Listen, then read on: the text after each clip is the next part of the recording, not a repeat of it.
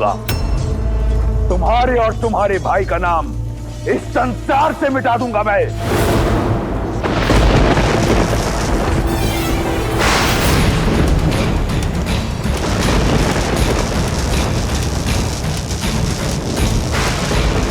अब देखो काल को ललकारने का परिणाम।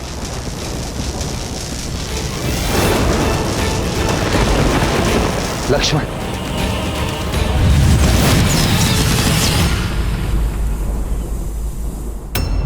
तुम्हें क्या लगा वनवासी कि मैं भी रणभूमि छोड़ के चला गया? अंदेशा था मुझे कि ये छल अवश्य तुमने ही किया है प्रहास्त। अभी द्वंद्व समाप्त नहीं हुआ है।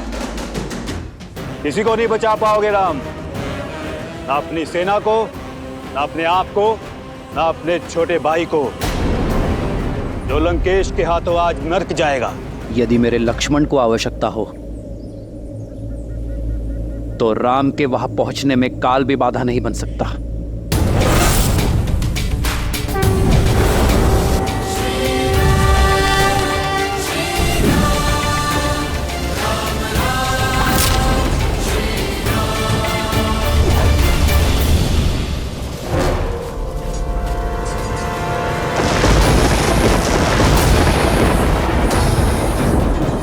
शक्ति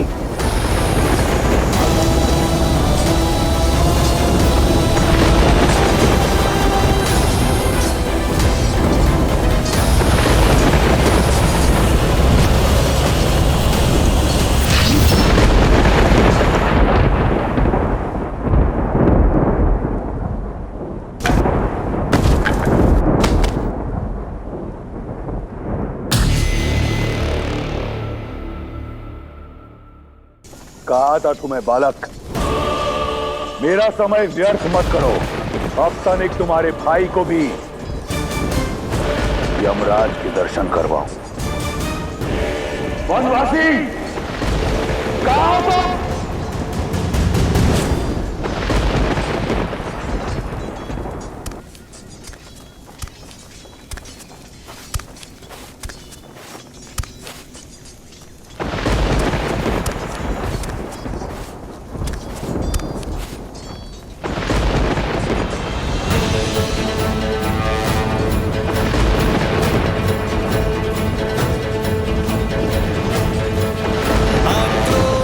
जोश क्रोध का ये क्षण है प्रतिशोध का, ललकार और पुकार का ये क्षण है अति विरोध का।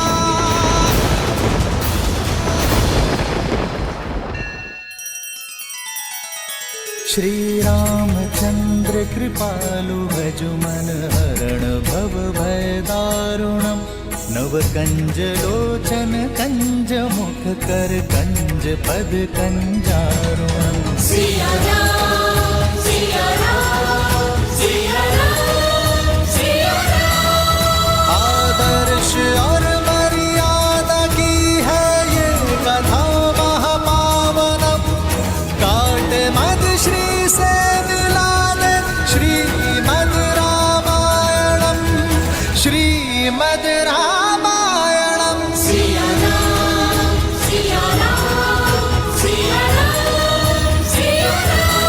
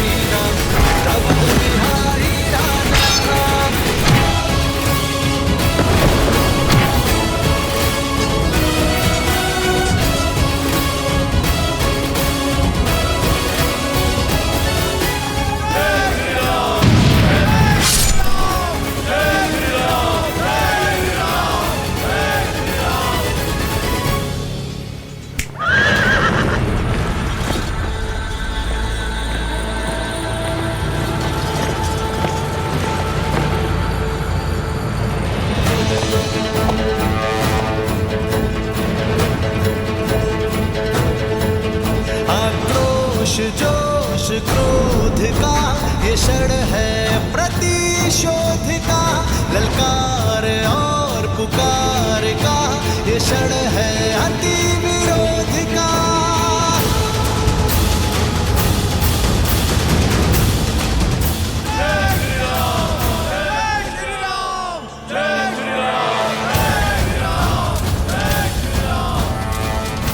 राम राम राम, जिस राम की रट से लंका का तट गूंज रहा है, कायर है तुम्हारा वो राम। देखो कैसे लंकेश के पैसे रण छोड़कर जा रहा है। ये युद्ध है, महायुद्ध है, राम शांत रावण क्रुद्ध है, क्रुद्ध है।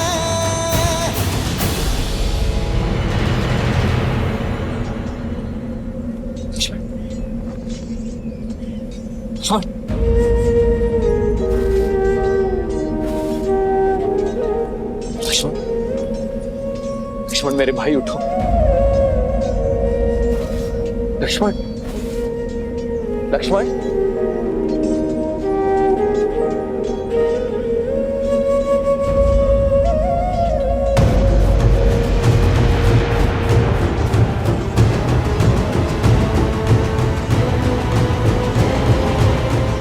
युद्ध में विजय अपने शत्रु को परास्त करके उसे गिराकर प्राप्त की जाती है।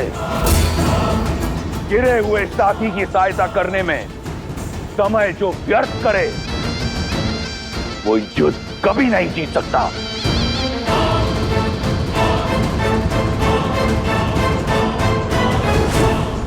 सीता, लंकेश तो युद्ध भूमि में मृत्यु बनकर छाए हुए हैं। उनके रुदन मात्र से सैकड़ों वानर मूर्छित होकर बिना युद्ध किए युद्ध भूमि में गिर पड़े। फिर उन्होंने चंद्रहास के प्रहार से लंका को भस्म करने वाले हनुमान को और दिव्यास्त्र के प्रहार से राम के भाई लक्ष्मण को गिरा दिया। और अब राम और रावण युद्ध में आमने सामने आ चुके हैं। मैं समझ सकती हूँ सीता, तुम्हें चिंता हो रही है। मैं चिंता में नहीं, चिंतन में हूं त्रिजटा कि अब रावण की क्या दशा होगी। क्योंकि जब अपनों पर प्रहार हो तो उसकी पीड़ा का अनुभव मेरे श्री राम को होती है।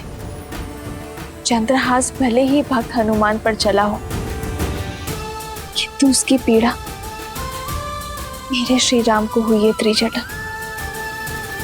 दिव्यास्त्र ने भले ही लक्ष्मण भैया को भेदा हो, किंतु उससे छलनी होने वाले मेरे श्री राम है। और जब मेरे श्री राम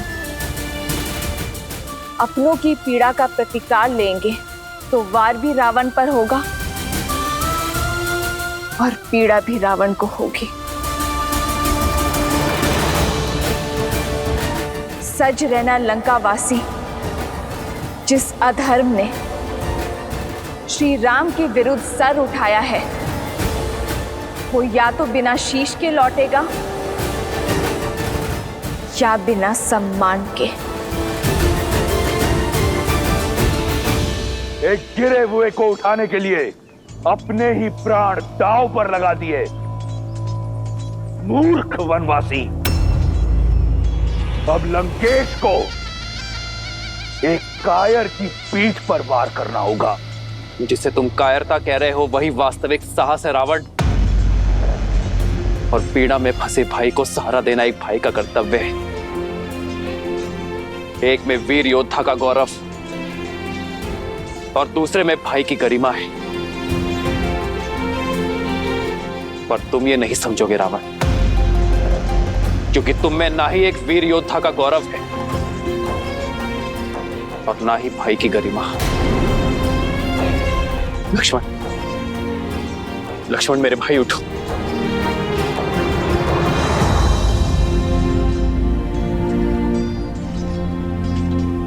लक्ष्मण उठो, उठो लक्ष्मण, उठो, उठो। उठो लक्ष्मण। लक्ष्मण, मुझे क्षमा कर दीजिए भैया। मैंने आपको अपने आप को निराश कर दी। कैसी निराशा लक्ष्मण? तुमने तो मुझे गर्वित किया है। गर्व है मुझे तुम पर, तुम्हारे शौर्य पर। तुमने उसका डटकर सामना किया जिसके आगे काल भी पराजित हो गया। उठो लक्ष्मण, उठो।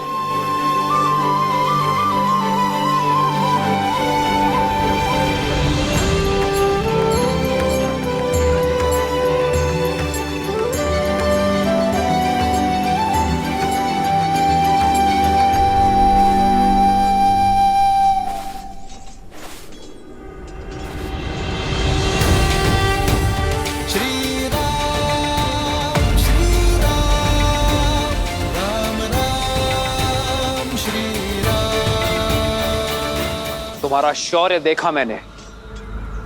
वीर हनुमान और लक्ष्मण का सामना करना एक सामान्य योद्धा के बस में नहीं, और फिर पीठ पीछे प्रहार करने का अवसर था तुम्हारे पास, तुमने वो भी नहीं किया। इसका कारण है, यदि मैं तुम्हारी पीठ पर वार करता तो तुम्हारे मुख पर पीड़ा देखने का आनंद मुझे प्राप्त नहीं होता। और शत्रु की पीठ पर वार करना रावण के अभिमान के विरुद्ध है। क्या बखान देता मैं सीता को तुम्हारी मृत्यु का, इसलिए प्रतीक्षा की।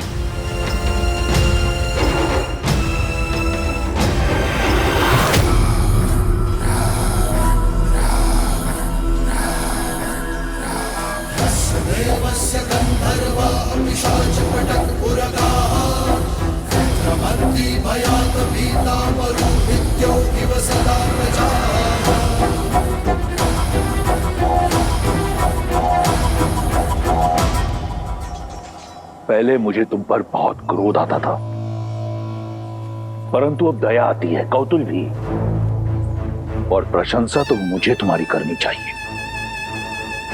मैं अपना लक्ष्य साधूं से पूर्व तुमने अपनी प्रशंसा की ढाल तैयार कर ली। क्या सोचा मेरी मीठी मीठी प्रशंसा कर सीता तुम्हें एक बार फिर मिल जाएगी? पहले संधि का प्रस्ताव और अब प्रशंसा। तुमने मुझे घोर अचंभित कर दिया है वनवासी।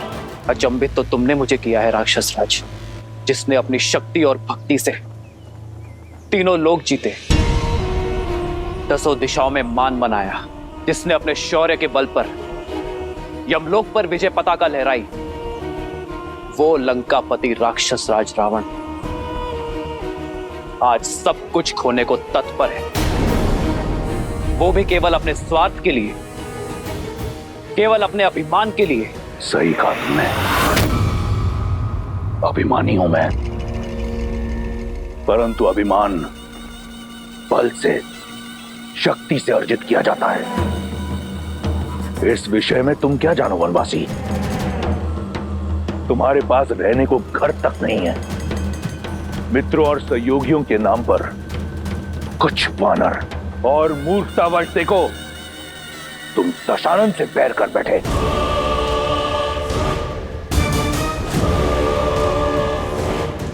जगाया उससे जाता है जो सो रहा हो, किंतु जो जागते हुए भी स्वप्न से बाहर आने को सज्ज ना हो, उसे इतिहास सदैव सुला देता है। रावण, तुम्हारा मुख बता रहा है कि लंकेश अपनी भूल जानता है, किंतु उसे मानने को सज्ज नहीं है।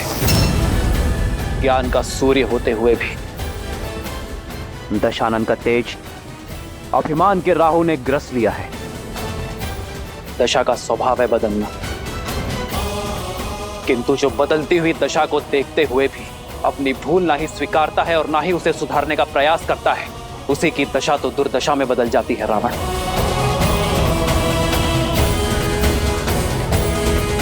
और तुम्हारी दुर्दशा आरंभ हो गई है राक्षस राज। प्रतीत होता है कि कई वर्षों से तुमने अपना प्रतिबिंब नहीं देखा। आओ, तुम्हें दर्पण दिखाता हूं। राजा राजा कहलाते हो, परंतु निष्कासित हो। राजकुमार हो, परंतु वल्कल पहनते हो। स्वयं को योद्धा मानते हो, परंतु युद्ध भूमि में पीठ दिखाते हो। पत्नी को खो दिया, प्रजा को खो दिया, राज को खो दिया, और कहते हो कि दुर्दशा मेरी आरंभ हो रही है।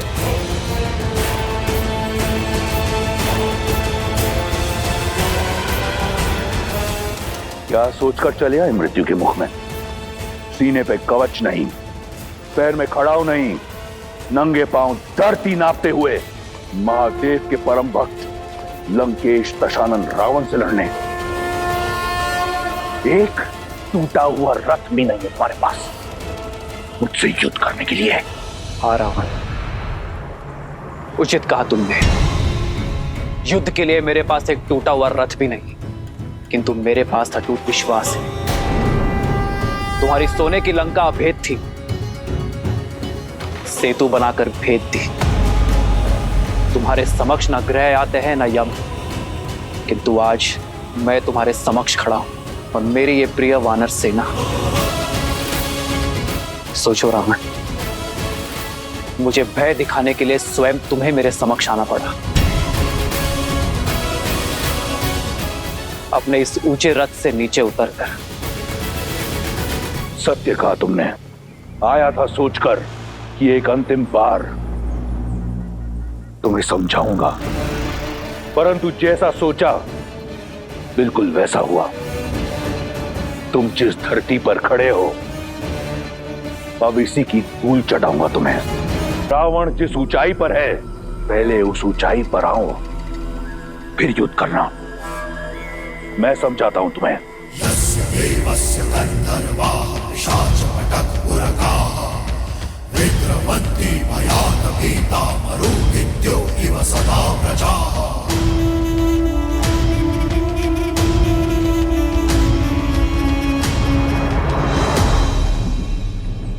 जय श्री राम। जय श्री राम। ये हनुमान अब क्या करने वाले?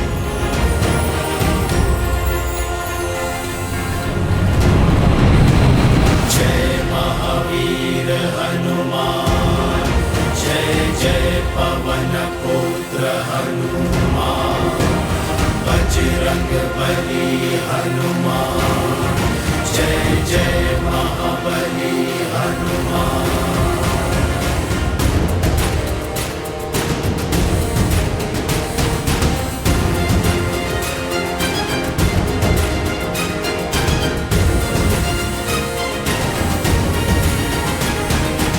जय श्री राम।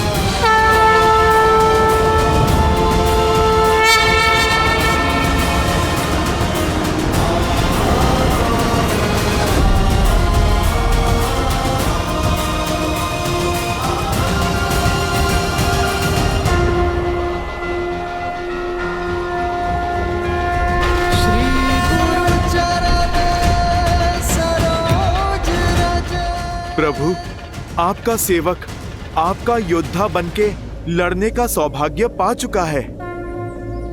प्रभु, बस आप मुझे अपना रथ बनने का भी अवसर दें। जय हनुमान ज्ञान गुण सागर, जय कपीस तिहु लोक उजागर, रामदूत अतुलित बल धामा, अंजनी पुत्र पवन सुत नामा, राम दुआरे तुम रखवारे, होत न आज्ञा बिनु पैसारे, आपन तेज समारो आपन, दीन लोक हांकते तापे। जय श्री राम, जय श्री राम, जय श्री राम, जय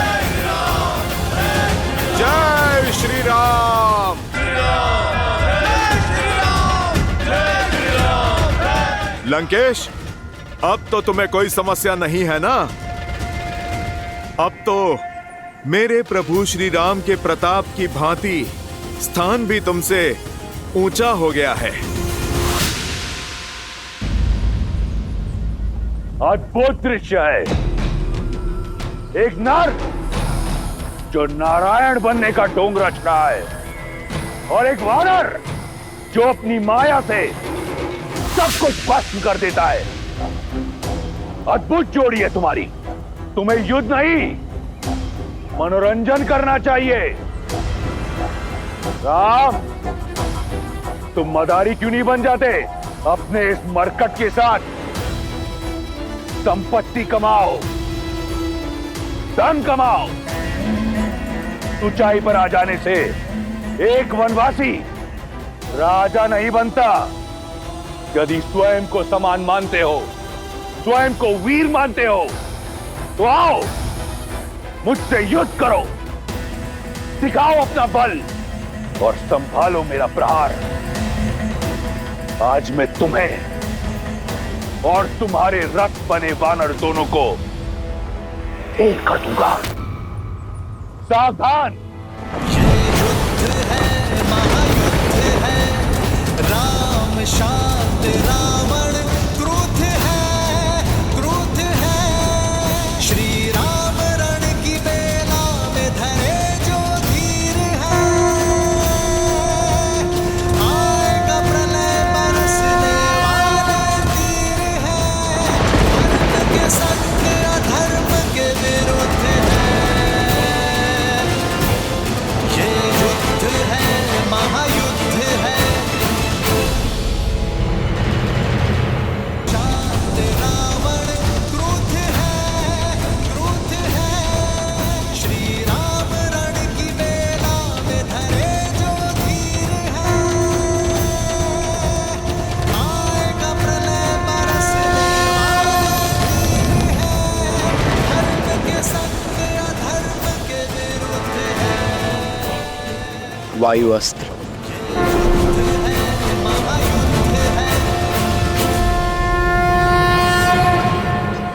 क्षमा करना नारायण। सोचा था जीवन भर अपने भाई को सद्मार्ग पर लाने का प्रयास करता रहूंगा, उनका नाश नहीं होने दूंगा, किंतु आज ना तो अपने भाई को रोक सकता और ना ही अपने भगवान से अपने भाई के लिए दया की भिक्षा मांग सकता। कदाचित इसी को ही धर्म युद्ध कहते हैं मित्र।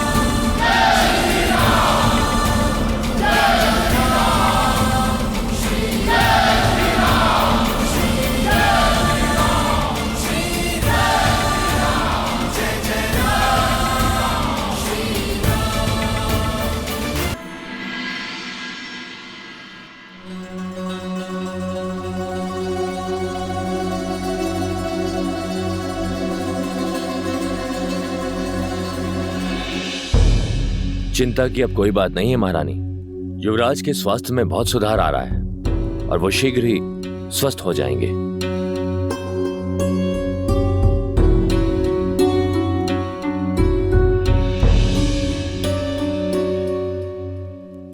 ये क्या राक्षस राज, आप तो बड़े शीघ्र थक गए। मेरे प्रभु श्री राम ने तो अपना तुनीर ठीक से टटोला भी नहीं। मौन रहो मरकट।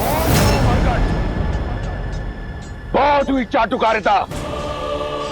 अब देखो मेरे बाण कैसे तुम्हारा, तुम्हारे राम का और तुम्हारी वानर सेना का अंत करते हैं।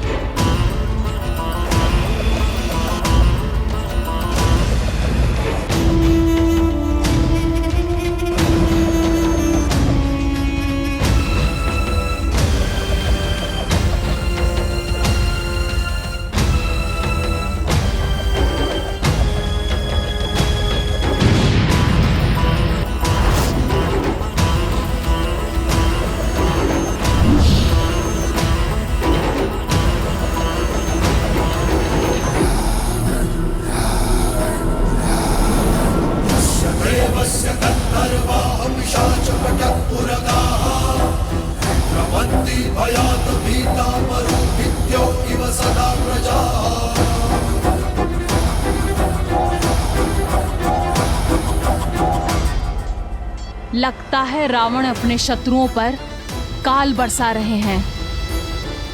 ये सूर्य को ढकने वाले बाण उन्हीं के हैं।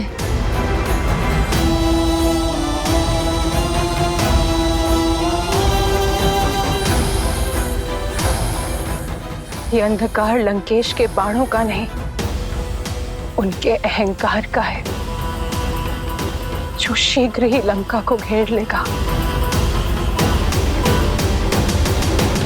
मेघों को भ्रम होता है कि उन्होंने सूर्य का मार्ग रोक दिया,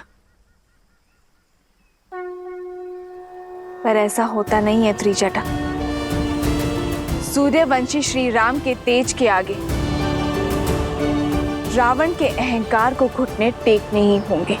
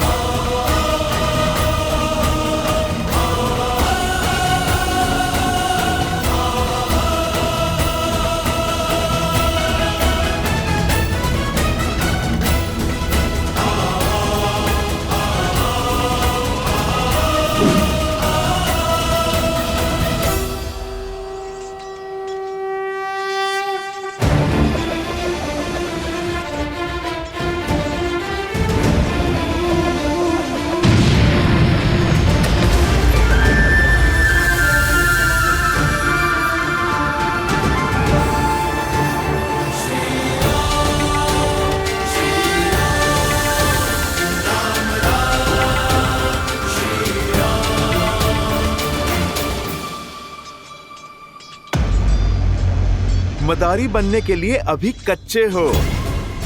तुम तो अपनी माया को कुछ क्षण तक भी नहीं टिका पाए।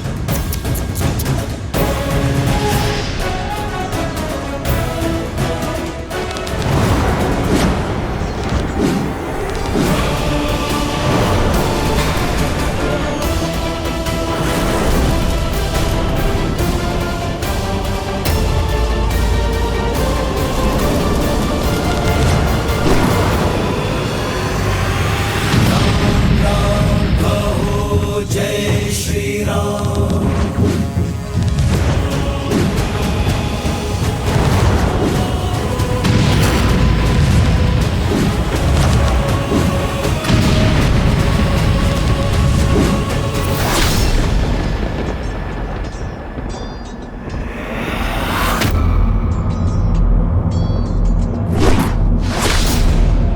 हनुमान,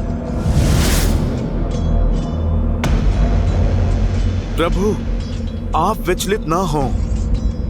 आपका रथ नहीं डगमगाएगा। मेरे प्रभु के लिए सहना ये प्रहार तो प्रसाद है मेरे लिए।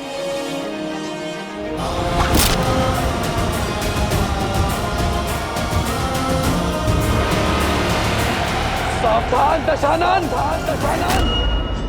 निहत्ते पर प्रहार करके ही क्या 10 लोगों का राज पाया है तुमने? ये तुम्हारी भूल है राम। ये युद्ध भूमि है राम।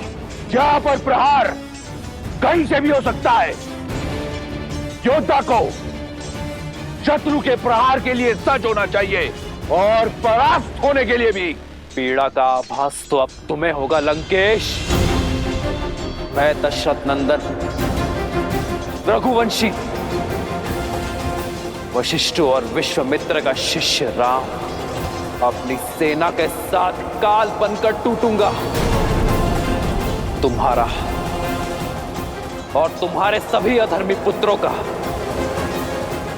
तुम्हारे मित्रों और तुम्हारे समस्त कुल का सर्वनाश करूंगा।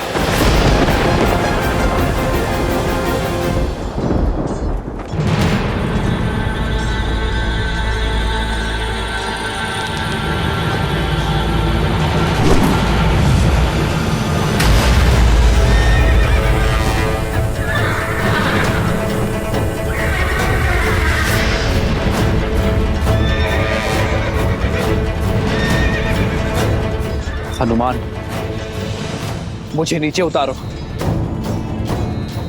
आज ये वनवासी इस महाज्ञानी को एक पाठ पढ़ाएगा। जोश जोश क्रोध का ये क्षण है प्रतिशोध का, ललकार और पुकार का ये क्षण है अति विरोध का। वानरों की सेना अब तो तैयार है। जय श्री राम।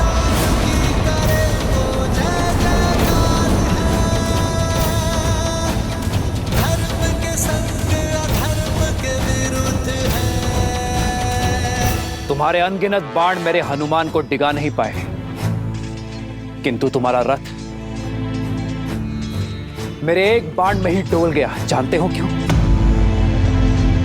क्योंकि तुम्हारे रथ का आधार ही निर्बल है।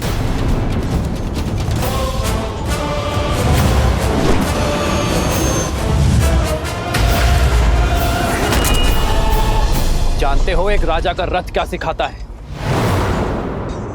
एक राजा के रथ का आधार होता है धर्म, और धर्म के रथ के पहिए शौर्य और धैर्य का प्रतीक होते हैं। किंतु तुम जैसे निहत्ते पर वार करने वाले पापी को ना शौर्य सहारा देता है और ना ही धैर्य।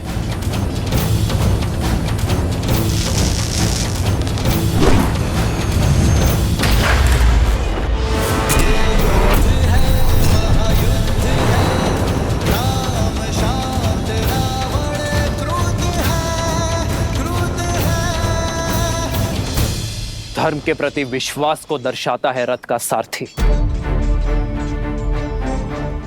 बल और विवेक होते हैं रथ के अश्व, जिनके सहारे एक राजा का रथ आगे बढ़ता है। पर एक अधर्मी के पास वो शेष नहीं बचते।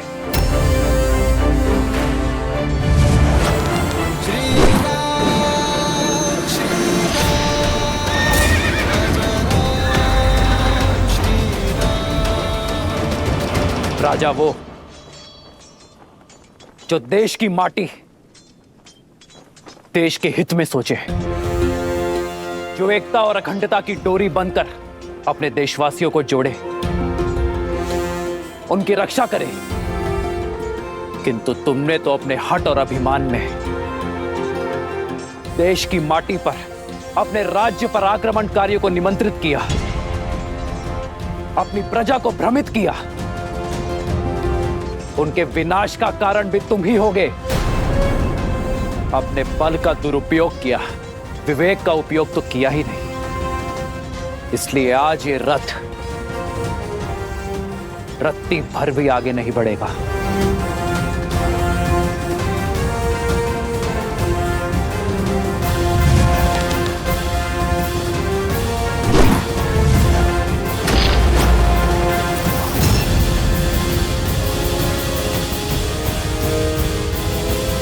रथ की पताका सत्य का प्रतीक होती है। वो सत्य जिसे जानकर भी तुम अपने अभिमान में स्वीकारना नहीं चाहते, और एक अभिमानी के साथ सत्य नहीं रहता।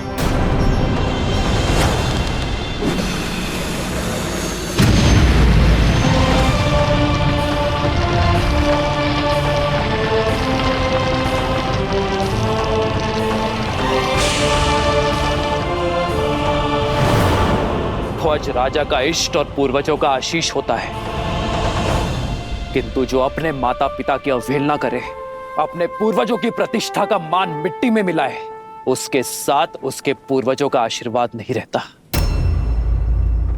फिर चाहे वो 10 सिरों का स्वामी ही क्यों ना हो।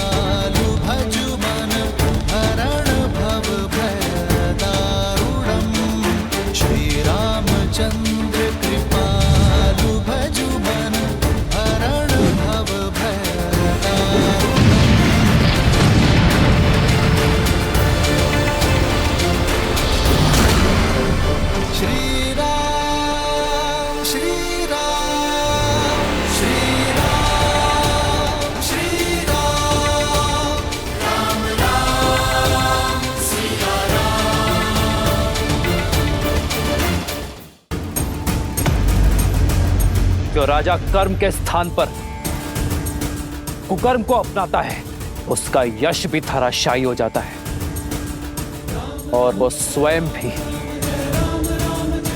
धरातल पर आ गिरता है।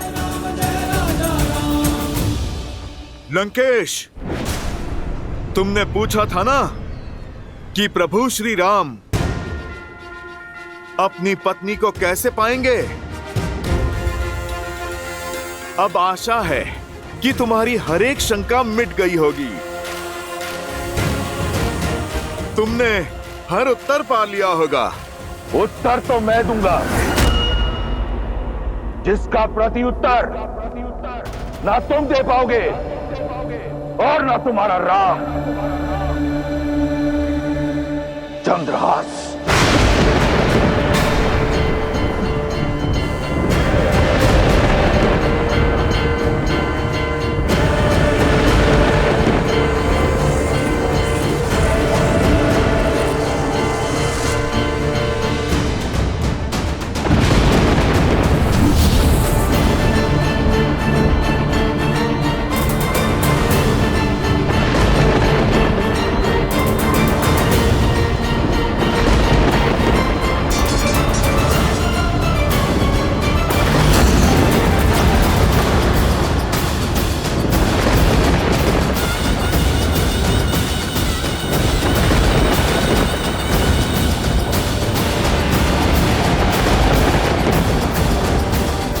मेरे चंद्रहास के वार से तुम तो बच गए थे वानर,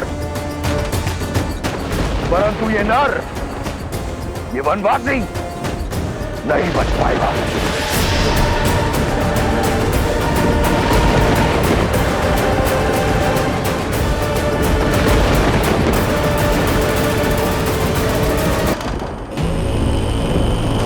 प्रभु श्री राम भी हनुमान की ही भांति महादेव के दिए इस अस्त्र के आदर में शस्त्र नहीं उठाएंगे।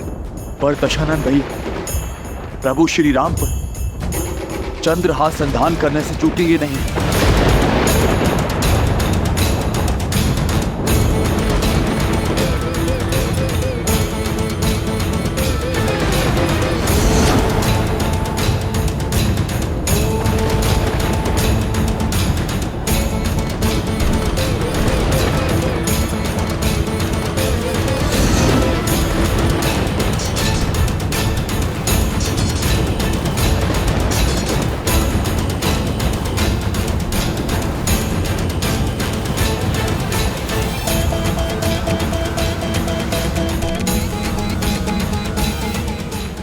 होगा प्रभु?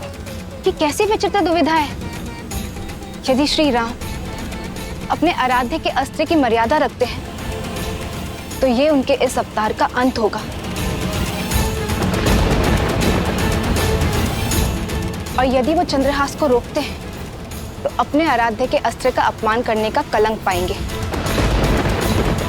दोनों ही परिस्थितियों में धर्म हार जाएगा।